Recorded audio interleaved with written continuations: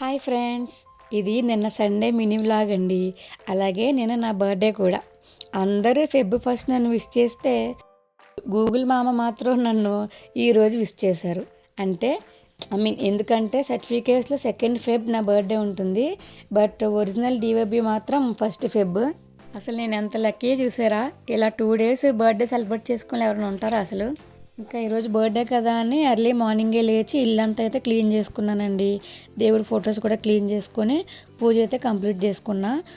పూజ complete అయ్యాక ఇంట్లో ఉన్న వాళ్ళందరినీ కూడా నిద్ర లేపాను. వాళ్ళని లేపి వాళ్ళని ఫ్రెష్ అవ్వమని చెప్పి ఈలోపు వాళ్ళ కోసం బర్త్డే కదా అనేసి మంచిగా ఇలా సగ్గుబియ్యంతో పాయసం అయితే రెడీ చేశాను.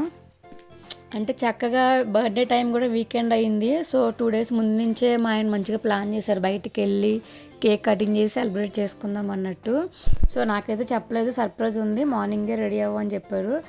బట్ నాకైతే ఇప్పుడు బయటికి వెళ్ళి సెలబ్రేట్ చేసుకునే అంత ఇంట్రెస్ట్ అయితే లేదని చెప్పి నేను ఏమైనా సరే నా చేతులతోనే వండుతాను, ఇంటికే తీసుకురా అని చెప్పాను. ఇంకా అట్లా మా అన్నతో చెప్పగానే మా అన్నీ కూడా ఫిష్ మార్కెట్కి వెళ్ళి చూస్తే రెగ్యులర్గా ఫిష్ ఎందుకులే, ఈసారి మనం క్రాబ్స్ తీసుకెళ్దాము, దాంతోపాటు ప్రాన్స్ కూడా తీసుకెళ్దాం అని చెప్పి ఆ 2 అయితే తీసుకొచ్చాడండి. బట్ ఇక్కడ ట్విస్ట్ ఏంటంటే ఈ క్రాబ్స్ అసలు నేను ఎప్పుడూ వండలేదు, ఇదే ఫస్ట్ టైము. అలాగని ఏం వదిలేలేదులేండి, మంచిగానే ట్రై చేశాను. అలాగే ప్రాన్స్ తోటి ఒక 2 కేజీస్ ప్రాన్స్ తీసుకొస్తే 1 కేజీ ప్రాన్స్ ఏమో బిర్యానీ చేశాను అండ్ 1 కేజీ ప్రాన్స్తోనేమో కర్రీ చేశాను. కుకింగ్ అయితే కంప్లీట్ అయిపోయిందండి. కర్రీ ఎట్లా వచ్చిందో టేస్ట్ అనుకునే లోపే చూసారా మా ఆయన ఒక పీస్ ఎలా ఏరుకొని తింటున్నారో. ఇది వచ్చేసి ప్రాన్తో పులావ్ చేశాను, బిర్యానీ అనుకున్నా కానీ ఇట్లా పులావ్ ట్రై చేద్దాం అనుకున్నా. అండ్ అది వచ్చేసి ప్రాన్ కర్రీ.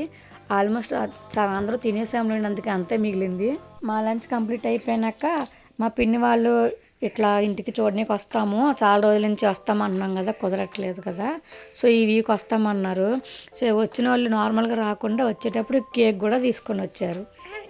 అట్లా ఇంక ఈవినింగ్ వరకు మాట్లాడుకుంటూ మంచిగా టైంపాస్ అయితే అయ్యింది. ఇంకా ఈవినింగ్ 6 to 7 o'clock మధ్యలో నేనైతే కేక్ కటింగ్ చేశాను. మంచిగా చాలా హ్యాపీగా అనిపించింది నాకు ఇట్లా మా పిన్ని వాళ్ళ ముందు కేక్ కట్ చేయడం. ఫైనల్గా అయితే చాలా మంచిగా ఎంజాయ్ చేసామండి. నేను కూడా చాలా హ్యాపీగా అయితే ఫీల్ అయ్యా.